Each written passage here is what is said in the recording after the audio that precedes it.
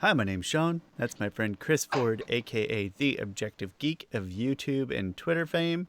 And welcome to Avatar The Last Podcasters. And on this Valentine's Day weekend special that I forgot about until just right now. And so we have nothing Valentine's-y planned for you, but have a happy Valentine's Day, I guess. If you're into that sort of holiday, I'm really not. But knock yourself I'm out. not. My wife Yeah. asked me what I was getting for Valentine's Day like 3 hours ago, and I was like, I don't know. Well, I don't like the holiday because it's just a fabricated I holiday. I like any opportunity to tell my wife, not that I give her permission, but to enable her to do things like, you know what, yeah, go get that massage or whatever it is you want to do. But I despise it as a holiday. It's horrible. But whatever, you know what, if you like Valentine's Day, knock yourself out. Go support a small business or something, buy some local foods. And happy Valentine's Oh, that Day. reminds me. Oh, never mind. Sorry. Last weekend was Super Bowl weekend, and we forgot about that, which is funny because it's actually this weekend when we're recording, because we record back to back, but we forgot to talk about it on our last episode. Hope the Chiefs won, I guess. Yay, Chiefs. We'll find out. Ear Chiefs. No spoilers here. But the real reason why I don't. I don't even. I'm not a superstitious person, but what was it? Oh, it was the Lakers championship. I was like, oh yeah, well we won. We already won the championship because I was 80% sure that they were going to win. Yeah, That. because it was 3-1 or 3. Well, when we were trying to Theo and I were trying to get some kind of odds out of you, and we both guessed 4-1. And you wouldn't even say it. You're like, no, I just got to say 4-0. I was obligated to say 4-0. I was like, no, you can guess, Chris. You can guess anything you want to guess. I'm not superstitious at all. I don't like predictions, so I'm not going to make a prediction. But I'm not superstitious enough. I'm so not superstitious that I took Monday off either way because I like the Super Bowl and I like to enjoy it and then eat food and be merry and stuff. But I'm still scared, so I'm not going to tell my coworkers and stuff that I took it off regardless. So if the Chiefs lost and I'm not at work, they're just going to think I'm hungover and depressed or something. Nah, had it playing the whole time because I'm not superstitious. Go Chiefs. But the real reason we're here is for the Legend of Korra. And we are on Book 2, Spirits, Chapter 4. It's Civil War Part 2. You might recall that it's a 2-part episode this week and last week. So we skipped the ratings last week, but we decided to split the episodes up just to see how it went. And yeah, so this week we'll review the episode as normal, get to the combined ratings at the end. But before we get to that, Chris, I know we record back to back, so I'm always wary of why I'm even asking you at this point. But how you doing? I'm doing good. Looks like the baby is sleeping good. Aww. So I was kind of worried that he was gonna kind of get up while recording this, Okay. but it seems to be good. Honestly, if he gets up during this recording, it's way easier on me because I have a week to fix it. So this one is like, you know what? Go ahead, man. Wake But up. I totally understand. he's not been sleeping like great lately. Like let's see what happened last night. We woke up at 6 o'clock. It was really hard for him. Sorry, it was really hard to put him down.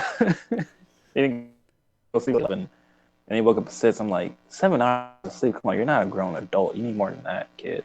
Like, and then when I got up to feed him, and I fed him and put him down, and he kept crying. And I just walked into my bedroom and just banged my head up against the door, and and he was still crying. And then my wife was like, "What are you doing?" I'm like, "I just banged my head against the door playfully, so don't worry, it wasn't anything. I'm going to bed." And then I went to bed, and then I reset my alarm to, it was set for 6:50, and I reset it for 7:30, being like, you know what, I'm just gonna and so I didn't really start my job. I was supposed to start working at 8. I didn't really start until I don't know, 8:30 or something. But I usually would tend to work later. But I was like, I just need this extra 30 minutes. And then I was just praying, I just let him go back to sleep. And he went back to sleep. I say this knowing full well that I'm an aspiring parent, and so I know that bragging about this now will come back to bite me later somehow. But I get up at 7:45 and I'm in my chair to work at in the next room over by 8, and it's glorious. There's not a minute wasted in my morning routine. I am kind of curious how life would be if I was working from home and didn't have kids. It's Like, right how just the analyst in you has got to be curious as to like how fine yeah, could I cut that line. My line is that that's when my like wife probably leaves the house, basically. So it's like on her way out the house, usually my alarm is going off in that time. If she's not leaving the house, she knows she's late, so that's kind of a side bonus.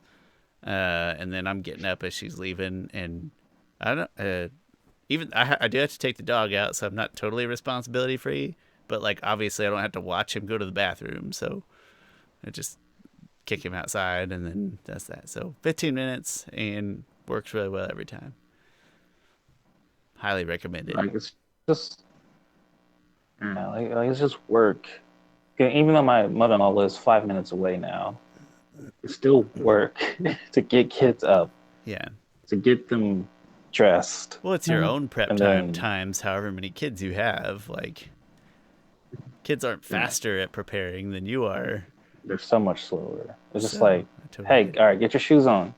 5 minutes later, why don't you have on your shoes? What have you been doing in this time that you did not get your shoes? Oh yeah, okay. And then it goes to get his shoes. Uh, I brag now. I know I'll eat those words later, and I accept that. But the thing is, every kid is different. My first two kids, they slip. My daughter, my firstborn, she started sleeping at night at like 2 months. I was like, people complain about sleep when they have babies. Like, nah, not me. Uh, my secondborn, he started sleeping at night, which even then, even though he started sleeping at night probably at like 6 months, he still had a very steady schedule. It was like go to sleep at 8, wake up at 2. Go to sleep at 8, wake up at 2. Like it was clockwork. This one was like, all right, go to sleep sometime between 8 and 11. Wake up sometime between 3 and 6. But it just wasn't. And also, me and my wife, we were we had a more of a good sleep schedule, which for one reason or another we didn't do that this time. To where like, all right, tonight's your turn, and so now it's like both of us kind of doing something, which doesn't really. I'd rather just have one of us just completely take one night, and the other one takes another way. I can just focus and get whatever amount of sleep I want to get. I mean, that's like it's like a full recoup day in between. I think Yeah. it's a really good idea. Can you remind Well, for me, some, if you don't, at least if you don't mind sharing online, you may not, that's fine. But your daughter is a few years older. Your oldest daughter's a few years older than your son, right? So it's like you had a few they're all years. they're all 4 years apart. Okay, so it's like you had a few solid years of like good sleep in between Oh there. yeah, yeah, they're all 4 years apart. Um, and I guess also what makes it a little harder is that my daughter will go sleep at like 8:30. So she was a baby 8:30. So I had free time from like 8:30 to 12:30 because that's usually I usually go to sleep like 12:30. And then and my son, yeah, but now my newborn son, he just goes to sleep. Like he's the last one to go to sleep. He should be the first one. He's the last one. Fall It's in like, line, kid. You're killing yeah, us. it was like 8:30. My second oldest goes to sleep like 8:30. And so I'm all right, get ready for bed. And then I forgot that I was kind of getting my baby ready. And then it was like the baby was like it was like 9:30 or something, and he was kind of getting sleepy. I was like, oh well, okay, I'll put him down, and I'll go finish putting my second son to my second born to sleep. And read my book and everything. He was already in bed asleep with the lights on and everything. It's So party I had to out. turn off. Yeah, so I had to turn off the lights for him. And then my daughter just I don't even read. I don't tell her stories anymore. It's been a while because I'm out of like stories to tell. I don't read her. I haven't read her a book in a long time. I've just been kind of telling her like stories of like cartoons and stuff, and now I'm out of them. No She's real stories of her anymore. I mean, she's 8. She's fine. she's at an independent age, but hey, you know what? You get a chance some night. Surprise her, read her a story. She'll dig it. Uh, But long story short, I'm good. that's good. That's good. Like I said, I always hesitate to ask, like, does he even like it when I ask him in back-to-back episodes how he is? You know what? I But don't ask you. However, you are. How are you, Sean? I'm good. I'm very good. Work is. I expressed to my wife yesterday. I'm a person who thrives on convenience, and so much as obviously the pandemic is bad, the silver lining is that I have a nice job and a nice home. I'm very grateful for that. And I told my wife, I was like, I'm as not stressed as I think a grown adult could possibly be, and I'm gonna take that as a good thing. So Mm. yeah, things I are great. was. I'm sometimes at that point, which is great. I'm very very blessed to be in the position that I am in my life. Throughout the day, I'm like, man, I am just killing it at life right now. Like I feel not that I'm like, man, I wish everyone was feeling how I'm feeling. That's the hard part, Yeah, right? Is like, how do you sort of get to acknowledge that and be grateful for your own self and that stuff without, like, obviously there's problems going on in the world right now. But yeah. I And get to then use other my times I'm just like, I'm so stressed out. Well, not so stressed. I'm like, I just need. There's something that it was so, I wouldn't say a fight with my. It wasn't a fight with my. I was just. I didn't have an opportunity to like go to the comic book store that day. I was looking forward to it, and then I was just like, I just need some time. I just need to go to the vintage just stock to literally and to get the to comic like book flip store. through the issues, like the cathartic in your fingers. Yeah. Like just that little bit of alone time can go a long way, and if not, it just kind of feels. If you remember it all, I despise winter and being cold in general. I hate it, 100% hate it. Well, you know what? When winter doesn't matter is when you never have to go outside ever. And so I was thinking to myself, like, this has been the greatest winter of all time. But Yeah, yeah, don't have to worry about snow. You're no, just like, oh, I don't driving to work. I don't like driving it. I don't like being in it. It's like I barely even noticed it was winter this year. So yeah, things great. Uh, Excited to be here. I know a couple of busy weeks, right? Because much as I don't like Valentine's Day, I have a wife who I like to be happy. That's important. Last week was Super Bowl week, so a couple of busy weeks here, but good busy. So yeah, it's great. I'm excited to see this episode, to talk through this episode, because you kept your ratings private, and I feel like that usually means you're gonna throw me a curveball. So I'm trying to figure out what it means. I'll probably overthink it the whole time, and then it won't be a curveball at all. So uh, Yeah, got me excited for this one. No, that's all I got. I'm ready to jump into a review if you are. let's get into it. Let's talk about it. Part two, Civil War Part Okay. Two. Oh wow, I didn't know the judge's name. Hota? Yeah, I guess so. They say it just Um, one time in there. I think yeah. Korra says it when she pins him. Yes. So Unalaq, in the last episode, Unalaq has Tanarak arrested, and I'm sorry, I forgot Korra's mother name. Hema, I think. Sema? I Sema? think that's him. Sima. Sina? Sina? Sema or Sema? Sina? Sena. That's it. Okay. Had them arrested for conspiring with the other people for kidnapping, which that made Korra really mad. Which I'm really glad that like Korra's like, no, like I don't want my parents and everything. And Unalaq is still playing her. He's like, she's like, oh, you should give him a trial. I was like, okay, he'll get a trial, and I'll have like the most honorable judge to oversee it. You know, he's honorable and fair judges. which which turned out to be the opposite of it. But he's still doing a good job of keeping Korra like kind of on his side. Like everything he does is to kind of appease her, but not be so like outright about it. Like as if it's just natural. like is very fair and stuff. It's Um, easy to as a viewer, I think we're on to Unalak as quote unquote a bad guy, but it's still sort of very empathetic. Like it's a nice way of keeping of manipulating her still that we can empathize with. It's not blatant or stupid or anything like that.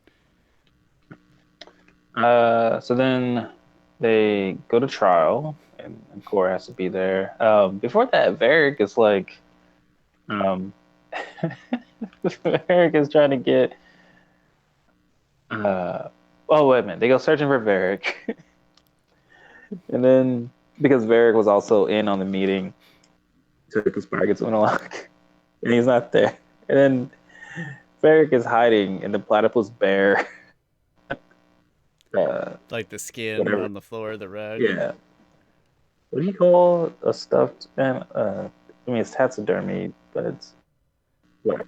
It's a rug, right? Um, When it's no, oh, it it's was like an a upright taxidermied dog. animal. I guess just a taxidermed. Yeah, I can't think of it. I, There's a I word keep for it. thinking of like a on the mantle. It's a mount. A deer would be like it's a rack, but what do you call it when it's just a full platypus bear? Oh, Uh, good question. oh, We should ask the janitor from Scrubs.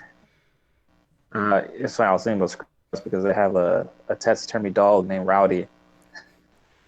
I Isn't just the got to the janitor? episode where they found where the janitor gave back second Rowdy or gave back original Rowdy. Sorry, I just got to that episode. Man, this episode of Yeah. Scrubs is kind of hitting my feels pretty hard. It's all hilarious and I'm still loving it, but there's a lot of like heavy stuff in this particular season.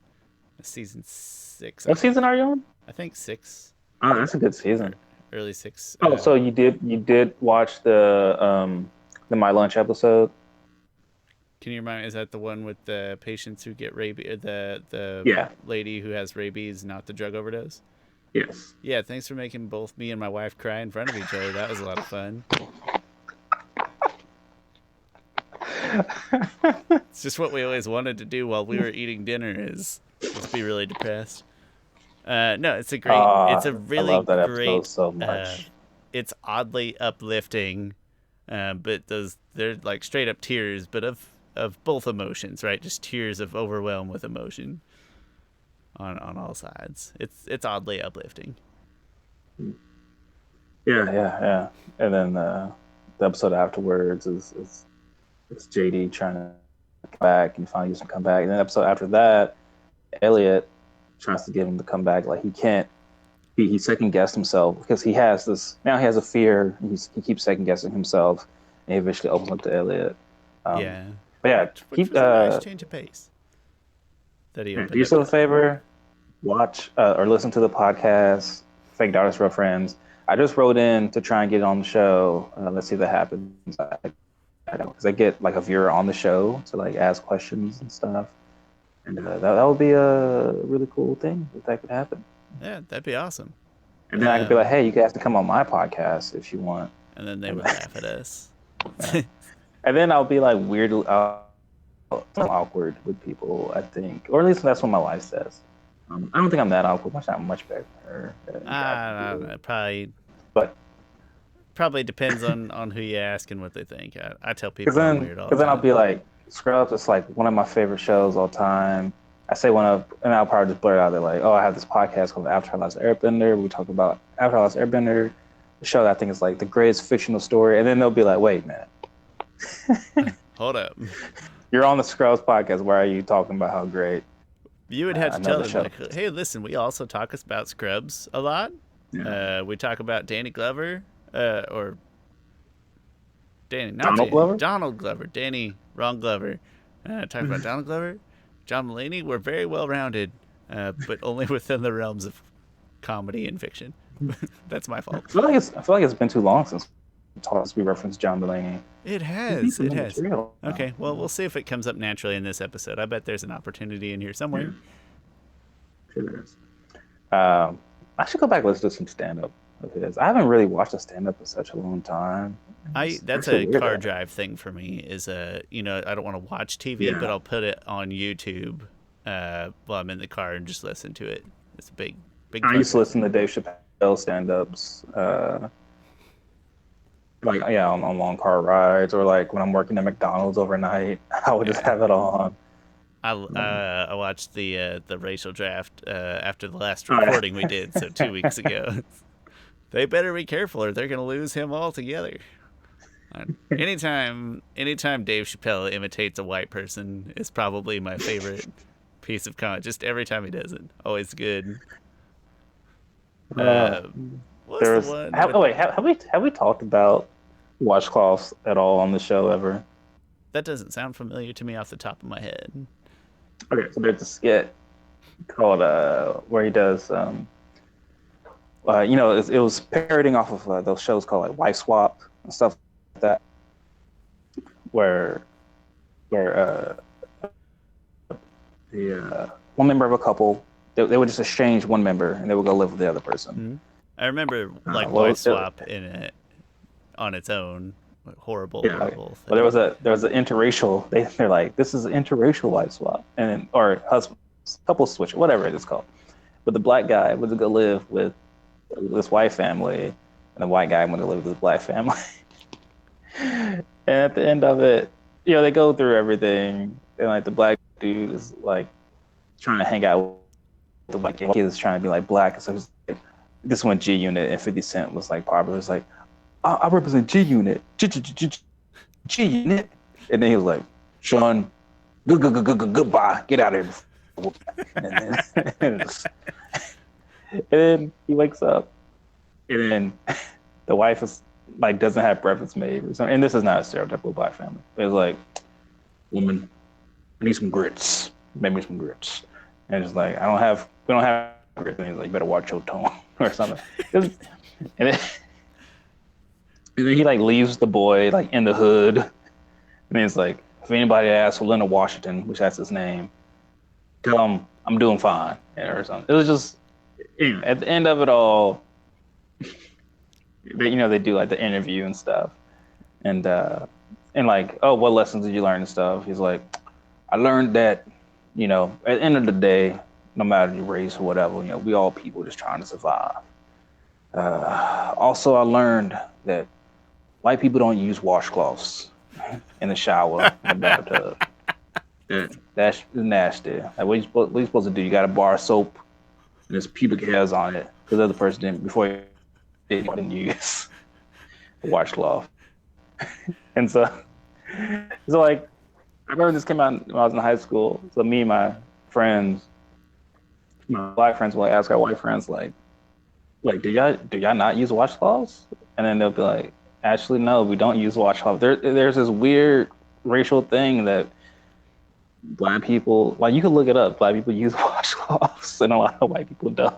That's my family, like my parents, and growing up, we always used a washcloth. And then when I got to college, I became self conscious like day 2 because on my little tote thing, because we had like the public showers, not like the Yeah, open showers were all in the same stall, but the public bathrooms. but I wouldn't go to college with that. Yeah, that's not my style, but everybody's got their caddies, and everybody else, and it was predominantly white, but there was diversity enough. But everybody else either had loofahs or nothing, and I had a washcloth.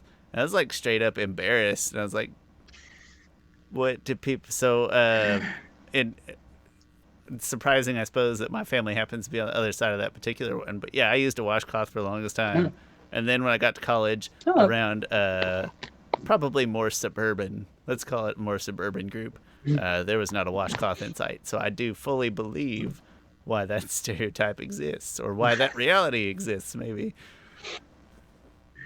well, then for some reason they were talking about that also on the Fake Daughters Real Friends podcast.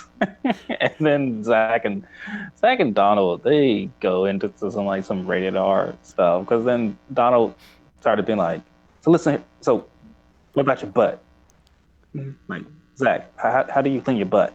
He's like, well, he's like, I use a loofah, but I don't use that from my butt, right? Because you don't.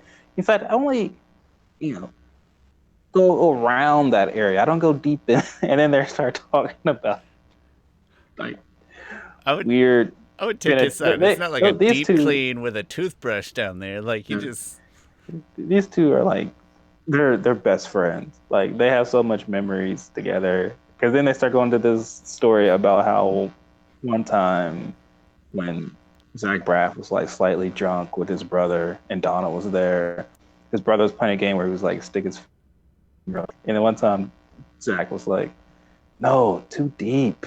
And then but he said it like in a quiet, weird way. I don't know. I can't explain the joke. Just gotta I highly recommend the Fake Dies Real Friends podcast for a lot of reasons. It's the one podcast I listen to like every time a new episode is out. it helps that they and I haven't really listened to the podcast at all, but it's easy to believe just because they by themselves are just very entertaining, charming, charismatic humans. Like either one of those guys could probably do stand up and be just fine. Yeah. No, I forgot what I was listening to today, and I was cracking up, laughing about something. And they get other guests on, like from the show. It's really funny. It's just really entertaining. But anyway, gosh, I gotta wrap it full circle though, and I gotta say that my favorite Dave Chappelle white guy moment is the Walking Dead in the Walking Dead spoof. You ever see that one? I forget the name, what the actual title of the spoof is. Oh Yeah, yeah, that's my favorite Dave Chappelle white guy right there. But okay, I'm done. Man, okay. I don't even remember where we were. That's a They were Korra was promised an essentially an honorable trial, but we haven't actually gotten to the trial segment yet. Yeah, so they go to trial. They find Senna innocent, which I find sexist. You know, she was having the meeting at her place too, Yeah, just as much as Tanrock was. Is that a water tribe thing? Like, oh, it's the domain of the male, or I don't Maybe. know. Um, women can run She was literally rebellions. there. Like she was in the house. Whatever. Yeah, and I don't mean to mean like sexist as in like sexist against men. No, that doesn't really exist. Nah. But that's probably another part of the whole thing is like Unalog wants to look like, oh, you know, hey, you're like everything is like here's a bad thing. I'm trying your mother, but then it comes down, right? It's making him seem everything is making him seem very, very good. Just keep So she gets managing to found. try to keep himself up on his little high horse. So she gets found not guilty, and Tom Rock gets found guilty, and the judge is like, "Death for you all." And then Tom Rock comes in, and be like, "Please just give them life in prison," and everyone wants a piece at that point. Even though Cora's still mad, Cora's like, "I'm gonna break y'all, Dad." And he, no, nothing rash. And she's like, "Okay," which I really love her and her dad working together. She was really upset with her dad at the beginning of the last episode, but again, I still think she's holding on to to to them lying to her. I think he brings it up in one of these episodes about about them lying to them about like what Aang's wishes for her were. I thought it shouldn't matter what the previous out. It should matter what your parents wish. Like they're your parents. I mean, it's just a trust like issue. That's all. Like, I get yeah, I it. mean they It's a trust thing. did kind of lie to make it seem like Aang said you should do this, Aang said you should do Yeah. that, which okay, so that part's a lie. But still, I think it should matter what the wishes of the parent is, not the previous avatar. Although their opinion should be noted, but anyway, if it was Aang wishes, she wouldn't kill anybody. Although Korra only killed one person. It's a couple of people. I think she's only killed one person Okay. in the show. Kill I think count. that's a We'll lot. keep track. Which actually, I would think that Aang actually inadvertently killed more people. Although the ocean spirit took over his body that one time, and for Aang because the ocean spirit was just very vengeful and he had no control over that. I'm gonna assume that all those people could swim. They're probably fine. Man, I think they're dead. Just like the people in that Batman College Humor skit, they're just asleep. I wonder why they're dead because after reading the Kyoshi novels, when they talk about Kelsong, how he would create typhoons and ships would go overboard, and how like, oh, at first you think it's a nice airbending thing, like just turn ship over, but really a bunch of people died. And it's a horrifying tragedy that he apparently did just kind of for kicks. Not for kicks, but Nah, no, he didn't do it for kicks. I mean, he did it to protect the southern. I forget what he did to I don't protect, remember, but those yeah. waters. But anyway, okay. Before we jump on from the trial, I do want to note that inside the platypus bear, also what's her name, the assistant, Yeah. was in there Julie. also. And then there's this little run of gags with money where Varric wanted Bolin to bribe the judge, but he just gave it to two random dudes and told them to take care of it instead of the judge. And then the judge walks in, he's like, "Oh, I'm supposed to give my money to him." And Asami's like, "Yeah." And then also there was a moment where, as a distraction in the platypus bear, as they're moving around, I don't even remember where they're trying to sneak into the ship. Sneak into a ship. Is that later? And then he poops they make the platypus bear fart money. Yeah. Is that later? I might have jumped the gun on that. That's later. Yeah. Ah, damn it. That platypus bear is pooping money. It's farting money. All these people right now. I was so dumb, but I laughed for a really long time. Yeah. So Tanrock is found guilty. He was sentenced to life in prison. Then, oh no, where's it getting up? No.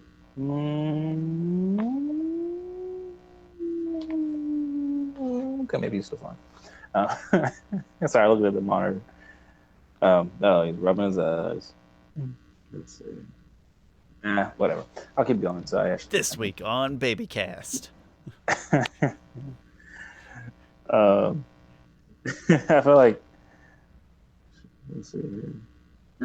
He might be good. Anyway, sorry. If you gotta go, you gotta go. It happens. No, I'm fine. Korra then gets the judge, which this is our animation. As you compare to book one, looks absolutely horrendous. Where she's riding on Naga. I'll just send you a picture of it or something, because you can just see the clear difference in the animation studios and just how worse they are. Which is still good animation. Overall, it's still good animation, but there are certain scenes I'm just like, ugh, I hate that.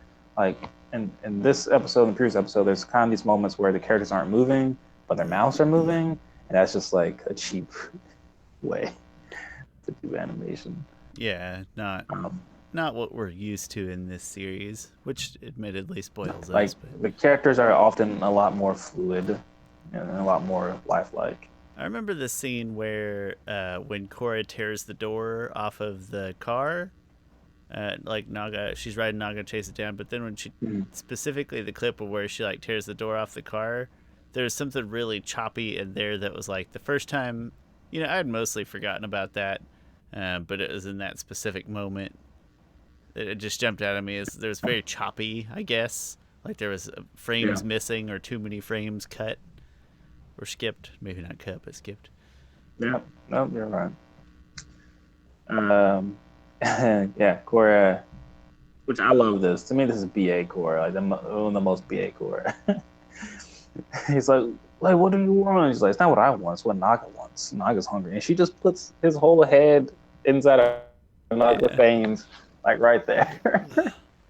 Which, to me, that's the best scare tactic I think I've seen in possibly anything. Like, no, maybe not anything, but, you don't have full control over a dog. A polar bear dog has its own mind and stuff, and they might just slip up and just bite you. Like his whole head is in Naka. Like, I wouldn't put anything inside my dog's mouth without expecting it to be demolished into whatever's, much less a polar bear Exactly. dog. Which polar bear dogs aren't usually tamed, right? If you there's a comic book about when Korra found a really cute little comic book. Um, I forgot exactly how it went. Korra was like potbelly Korra. She was like 5 or 6 or something, and she was practicing waterbending with Katara, and then she wanted to go out and play with the polar bear dogs. So she went out there. It was like a blizzard, and then she ended up finding Naga, and them two were lost. And then Korra ended up making like a little igloo for him. She water bent an igloo for him, and then heated them up with some fire bending. But she wasn't that great at fire bending yet, and so it was a little wild. So they just kind of snuggled up, and then since then they were like inseparable. Really cute little combo. That's Usually adorable as polar bear hell. dogs are still vicious and wild. She just happens to tame that one, which I feel like we don't give Korra enough credit for having like Sky Bison. They kind of contain, right? Aang didn't have to tame them. Should give Korra more credit for having a wild beast as her animal guy. Don't short the sky bison too much, because you still got to trust those things in the air, though, right? Like, who's the first person to be like, they'd probably let us ride one? I don't know. I feel like humans try to ride anything. That's true. Yeah, If it looks like it'll fit us, we'll give it a shot. Not me yeah. personally. I'm scared of large Like animals, but people, most people people. ride dolphins all the time. And Yeah, I don't that's get that. That's too much for me. I don't like water that much. yeah. What else? I was randomly thinking about how why zebras aren't really domesticated like horses are. It seems like an Some obvious fit. logic. Well, it's because I don't know, their diet isn't as well done, and they're not as tameable. Like horses can also just mate a lot easier, and yeah, they're just way more tameable. Interesting. Last week we talked about Um, zoos. This week we are talking about animal husbandry. I think this is a good it's a good path for us. um, anyway, upon threat of being decapitated, the judge spills his beans to Korra about how Tanarog fought him off. He's supposed to make Tanarog. I'm sorry, not Tanarog. Um, how Unalaq bought him off. How Unalaq wanted to look good, so he could get the avatar on his side in his pocket, and also how he was one that got Tanarog banished in the first place. So now Korra's like, oh, after breaking my dad out. So she, together along with uh, Mako and Asami, goes to confront Monologue, and they have a nice little fight, and they overtake him. And then it's funny how like these couple episodes feel so much different than the last, which we'll get into it. But these just seem so much more contained Yeah, than the absolutely. later episodes. And Korra has to go rescue her dad, and that's kind of how that part of this. Oh, I do love the animation of them like on the plane and stuff. And then, we didn't talk about how Bolin is trying to break up with Desna. Yeah, And, I was thinking you might leave that closer to the end because you have a Desna Eska topic, but oh yeah, that's right. I obviously forgot it about fits that. in the review too. So put it where Okay, you're comfortable. that's fine. The one part that I love about okay, so they get on the plane, they get her dad out and everything, and then Desna is like water bending just like viciously at the boat, and Bolin is scared. Bolin is like, Varric, somebody's taking our Net's girlfriend. And he's like, why do you think I built the boat? That's one of my favorite jokes in Legend of Korra. Like maybe, um, yeah, top 10 joke, I think. It's We up should do there. a I top laughed pretty 10 hard. jokes of Avatar. That'd be hard. I'd have to like It kind binge of through would the be whole thing hard. again. Yeah. I'm So we game. would miss Yeah. something. Um, then that's the On They do end up rescuing Tonrock, and then I don't really think that story that a plot progresses much past getting Tonrock here. I no, don't think. no. Oh, and then they have a really good moment. Oh, that was on episode. Never mind. But I do love Korra being back with her dad, them both being on the same page again. Korra apologizing to him, and him apologizing to Korra.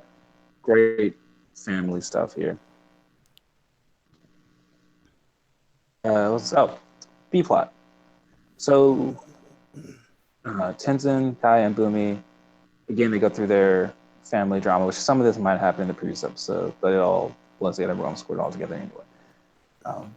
But I really love a lot of their moments where Bumi's like, "Wait, we gotta go in this waterfall. Here, guys, here's the quickest way."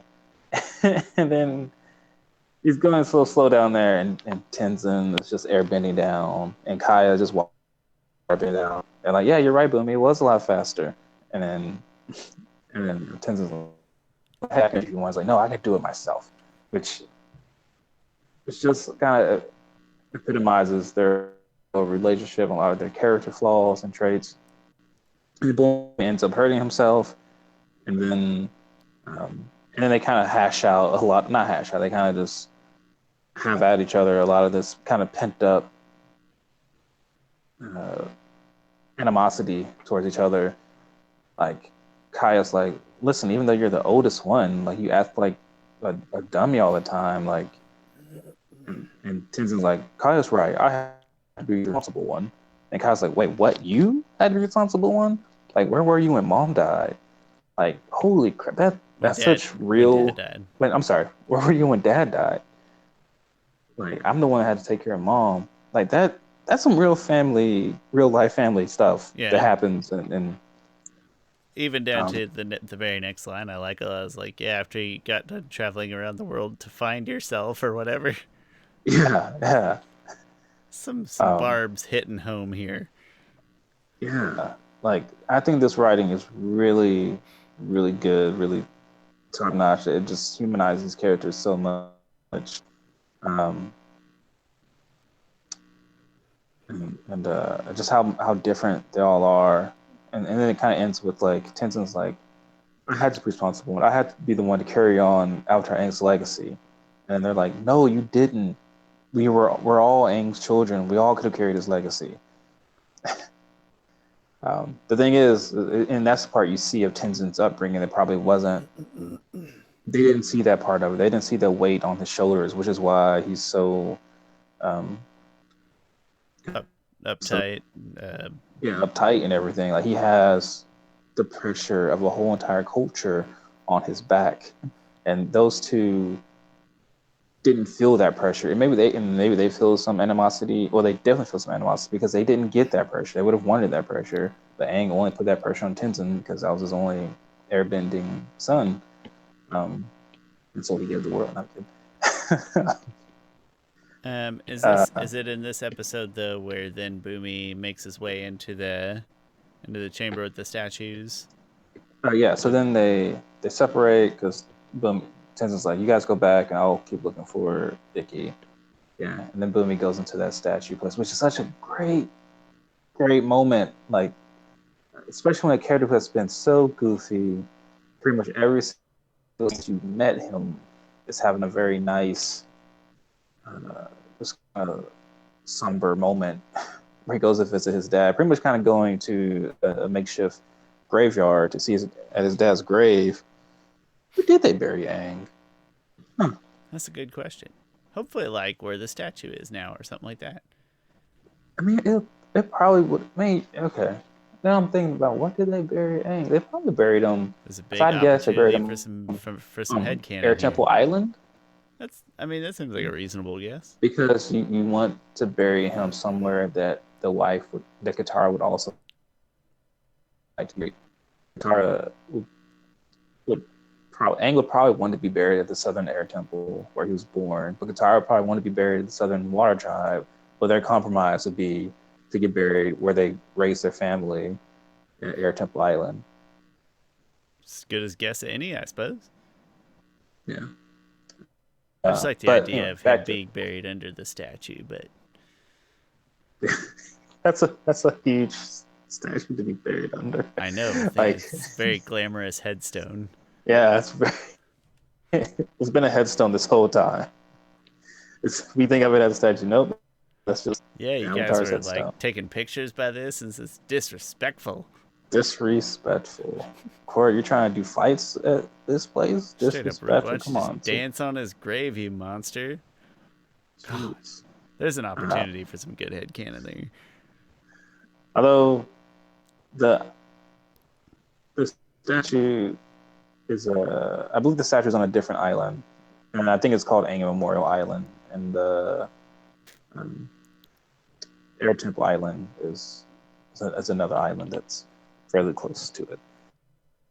Um, I want to say, oh, Boomy, great moment where he's like, "Hey, Dad, sorry I wasn't an Airbender like you wanted. You know, I did try to keep the world safe. Like, hope I made you proud." Like, oh man, great. Great stuff. And that's still, we had the conversation last week. That's, to me, is still suggests like a foundation of a good, Yeah, of a yeah. loving relationship at least. Obviously problems, but it hit me home pretty And hard. Kaya And then I even overhears him. I like his cover up too when, gosh dang it, I forget her name. Walks in. What's her Kaya. name? Kaya. Kaya. That's right. Oh, it's so dusty in here. Just dusting off Dad. Yeah, just dusting off that. He's a little dust. And then she gives him a hug, which is such a nice hug. Even he's like, "Thanks, Kaya. You know when to give the best hugs." Hits me right here. Yeah, really, really great moment. Really great moment. What was I say? And then Tenzin oh, Tenzin finds Tens finds Ikki and Icky, and then Icky kind of goes like, Tenzin's kind of like, "Oh, it's here, just nice, just hear us too." And she's like, "What are you talking about? Uncle Boomy is like the funniest person, and Kaya is so sweet." Like, seeing a child's perspective on things puts kind of your own things into perspective. Like, hey, I might not be maybe it's my own fault that I'm not great with my siblings. I'm not seeing the great things in them that's there. Because even Icky is like, "I don't like being with my brother and sister," and then Tenzin's like, "Well, don't you like, Mila? He's hilarious. He's always saying funny stuff." And then Janora is fine, and she's like, "Oh, okay." And then she goes and plays with, and they go back, and she goes to play with them too, and they go off. It's funny. I think about my own kids, like those three. Sometimes I look at my three kids, and I'm like, I hope these three like always just get along like this and stuff. Um, I just hope that they have those moments. I'm sure there'll be fights and stuff all the time. There's sure, fights and stuff yeah. now. Just seeing those three together it reminded me a lot of the airbending kids. That's awesome. Yeah, I mean, there's bound to be bumpy roads, and some will last longer than others, but hopefully they can get Yeah, along and keep producing touching moments. and then Tenzin kind of says sorry to them, like, I I try to uphold the legacy of Dad so much that I tend to gloss over like the things that wasn't so great about him. And that's my fault. And then Kaya shares a picture of them all when we're little kids, which is so freaking stinking adorable. Cute as heck, yeah. That Katara gave him before they left. Yeah. That's a great picture. Um, yeah, so really, really glad to see them kind of wrap up this story because I feel like this animosity in this family has carried on, as the story aspect has been pretty much the last episode of book one, where Tenzin is like, "Oh, now my brother is here, and I have to entertain him." Like, they can finally come to kind of close off that story and face all three of them. It's a really nice parallel to the, I'm gonna call it, family turmoil going on in A plot, and it all kind of wraps up together. Where in the next episode, if memory serves me right, it's almost like a new mini arc setting off at the beginning in the next episode. Yeah, I forgot. But this is I do a think it nice comes. I do parallel think they're kind between of. family I do think they're dramas. kind of siblings. So it comes back around in the finale, which we'll get to that. In the finale of book 2, which we'll get to that when we kind of get to it. So I think, if I remember right, I think I put the ratings first and then a quick Desna Eska discussion. Deska. Didn't mean to do that. But I think I did the reviews first. If I'm not mistaken, I started with myself, All since you right. had kept yours hidden. So I'm going to lead off today. And remember, we're doing parts 1 and 2 together. I did audiovisuals 8.5. It's I think there's like a little bit of something to be desired, but there's still a lot that happens in terms of kind of drama, action, emotion, and they all display it very well. We get a variety of scenery and backgrounds in the process, so all very good. Maybe just a little bit to be desired, and I wouldn't have thought of it earlier, but to Chris's point, it could just be like my eyes not being quite comfortable with all the animation going on, even if I don't recognize that's why.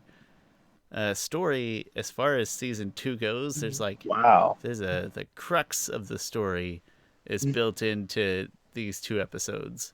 It's almost like its own. It's almost like its own climax, like its own little finale to a small story arc in these 2 Yeah. episodes. It's extremely informative. I won't say it's the most exciting or the sexiest, but it's extremely informative. And that's all in these 2 episodes. Memorable. They're not my favorite episodes. It's a little, maybe a little political, a little mushy for my taste. We've mentioned time over they blend together, and then I tend to be a little harder on episodes where if you have 2 episodes to do something big and exciting, and this doesn't quite touch all those buttons, so a little It's kind of harder. interesting. They don't. That is a really interesting thing. This is a 2 part, and it's not like a really big episode. Like all the 2 parts we can think of, like That's what. well, part 2. Those feel like lots of big stuff Yeah, happened. The invasion, of course, is big, and usually, yeah, something. part twos are a lot bigger. There's like something that ties it in your brain of like, oh yeah, that deserves 2 parts. This, as I like took a step back and I wanted, it's like I wanted it to be better than it was, and I put that weight into the story just for the sheer amount of information and sort of climactic turn that it takes. So maybe a little bit more manipulative than I should be with it. But there's a lot of information passed. There's just not a ton around it. So that came out to an 8.6. Wow, I am surprised it's actually that high, John. So I may have overthought it too much, but I no, really no, no, wanted no. to translate how much I appreciated all the takeaways that we left with. So for me, audiovisual gets an 8. I think there's a lot of good stuff here. There's a couple hiccups, I think, with the animation, but I think there's some good fight scenes. There was the plane stuff. I think was really good, and Jeremy Zuckerman's score really comes in a lot of really good, important moments. That gets an 8. Story, I'm very surprised, Sean, that you gave this a 9.5. Oh, I just couldn't decide where else to dump those I, feelings that I had. I I get a 9, and I thought that was going to be the highest. But I think honestly, 9.5 is to me is suitable because I just give it a 9 because I was give it a 9. Um, this is probably the most human story I've seen, I think, from Avatar. Um, and which is why I love Legend of Korra, which is one of the things Legend of Korra does better than Avatar, I think, hands down, is that it really humanizes these characters from, I think, everyone. Everyone has faults. I feel like things aren't as black and white. Um, and things are open to your own comprehension, which is based off your own experience and to your own bias. Um, the dynamics between Kaya, Bumi, and Tenzin are so real and lifelike, and it informs those characters so much. Like, man, And those three characters are three very different people. Like they even look different from each other. Boomy kind of looks like, which again informs the character. Tenzin straight up looks like an airbender. He looks like an air nomad. If you thought that Aang somehow found another airbender and had kids with him, he would look like Tenzin.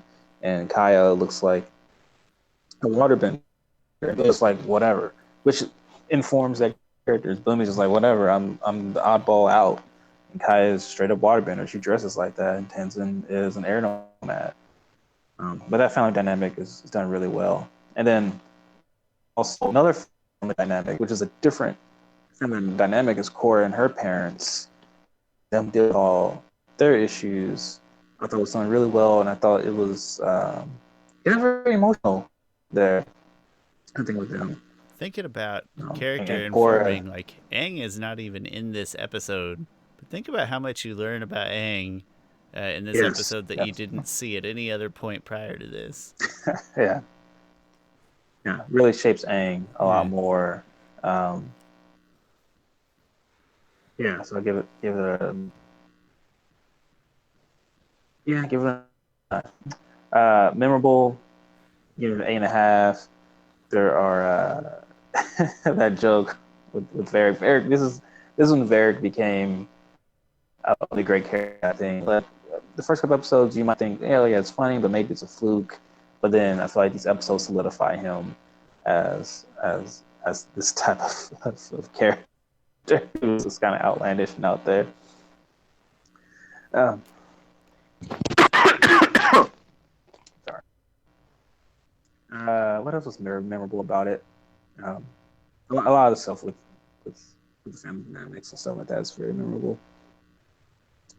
Yeah, so that gets an 8.5. I don't know where that comes out to, It's going to and be let's pretty see. close to an 8.6 as well, actually, right? Because 35% at an Yeah, 8, because I weigh, yeah, 50% at a 9, 15 at 8.5. So, 8.6 ish in the same ballpark, I think, yeah, give or take. That's just my quick math. but yeah. And I was, and this is why I love doing this rewatch because I don't know, I have a lot more of a focused eye. I think that this is not one of those episodes that I look back and I'm like, oh yeah, I really love these episodes. But I think this time around, you just really notice a lot of the writing and what they're doing there. Uh, Um, which is funny because I usually think about season two not having the best writing of the four seasons, um, which I think in regards to Korra and herself, the character, and her family and Tenzin, so I think the writing only gets better. But I think some other characters kind of come down a little bit, and we'll get into that. But still, writing this episode. and watching, going through this fairly fresh, and then with you, and then we have these talks, and I can always see those things that, like, I would probably have to watch it 3 or 4 times before I picked up on that at all. So I feel like I get fast tracked on some of this stuff. But I agree entirely, is that, especially in these 2 episodes. And so I also want to say the second one we didn't like as much, but like the first episode, these two feel really well Yeah, put together. Even in those small parts where we can see, yeah, Korra's a little frustrating, or yeah, the animation's a little uncomfortable, but I do think I like the first episode better, and I think it's a better episode. I don't remember what I But rated they're that as, both. but I feel like it was close. I don't remember off the top of my Uh, head, but yeah, it's really interesting that yeah, it's a two-part episode. For some reason, I was watching. I was like, all right, watch episode one, and I wasn't even looking at episode. I was like, oh yeah, because we were messaging back or something. I was like, oh yeah, this is a two-parter. I mean, it deserves to be a two-parter. Like you think watching episode one that they're gonna find Icky. That'd be no. They ends the episode. Icky has not been found yet, and then it goes into the next episode. All these story lines, like it is one full story. they necessitate each other, and yet there's something about it. It's missing kind of the grandeur of some of the other 2 part Yeah, episodes, so maybe it doesn't feel that way. But they require each other. So that's our Yep. ratings. I think it's safe to say we'd be in the 8.6, 8.7 realm, give or take. But then before we are done, you had a really quick thought you So wanted to share yes, about Eska and Desna. Eska and Desna. So I was thinking about this. So when Korra was confronting Unalaq right before they fought, Korra was like, "You've always been jealous of my dad. He was supposed to be the chief, and you got him out of that." And I'm sure when you found out that his kid was the Avatar, you just became jealous even more. You became even mad. So my theory is that so Korra and Eska and Desna are about the same age. I bet my theory is that Unalaq, knowing that Aang's time was coming to an end, like I don't think he died suddenly. I'm sure it was like gradually. He's probably like, oh, the Avatar has about like a year of left living. I gotta get going. I'm gonna start trying to have kids now. Oh, and let me try and have kids with probably a woman whose twins runs in her family, so I can just up my chances of getting the Avatar as a kid. Like imagine if he had that's the essence of the theory is that he purposely had kids around Korra's age so that he could try to have the Avatar as a kid and use the Avatar for his own purposes, On which one would be really hand, interesting. on one Yeah. hand seems crazy. On the other hand, we're talking about a guy who essentially ran barbarians into a spirit forest to get his brother banished from their home. So, is it past him? I don't know. Seems pretty reasonable. But yeah, that is the theory, which then makes me think like, man, what if Eska or because they would have been close to being the Avatar, because they would have been in the Water Tribe, Eska and Desna, both benders. Horrifying, Not that really. that it. I don't even know how to start off with a what if video. Like, what if Eska or Desna? I'll have to think about that, They are and so it wouldn't matter which one it was. well, I mean, I think we would hope it was Eska, or excuse me, we would hope I get them I'm mixed up. sorry. We Wait. would hope it was Desna, because we would want it to be Aubrey Plaza. Yes. I think that would be our Wait. Is rationale. I feel like I need to make sure. I For can't some reason, remember. it's I all. get them mixed up all apart I all the get them time. mixed up all the time. I will say that that would have been horrifying, and that I they think as I think Eska characters, does. Yeah. they're not as characters. They're not anything special to me personally, except in that they are extremely unsettling, which is what they're supposed to be. Yeah. They're crafted, finely crafted to be horrifyingly unsettling as people and characters, and it's done well enough to be a major put off. Yeah. No, that would be yeah. I'll have to do some pondering on what if Eska was the Avatar instead of Korra. That sounds like good spin-off episode material for us at some point. Yeah. You take one side, you take what if Desna, and I'll take what if Eska. I don't think it'll be. It's going Let's to be see. built a lot on how we feel Aubrey Plaza would react as a voice actor. That's going to be the Yeah. majority of the distinction. Yeah. Well, hey, in that case, that's all I got for this time. That was Book 2, Spirits, Chapter 4. That's Civil War Part 2. Although, in a way, it was kind of Civil War Parts 1 and 2. And thanks for tuning in. Really appreciate it. Happy Valentine's Day if you're into that sort of thing, or belated Chiefs Super Bowl celebration if you're into that sort of thing. And otherwise, I don't think we have anything They're crazy coming up. both. So There'll probably be a lot of Super Bowl babies. there will pop, because everybody is. Name Patrick 9 months from now. There's, you know what? Actually, Patrick, yeah, Patricia's.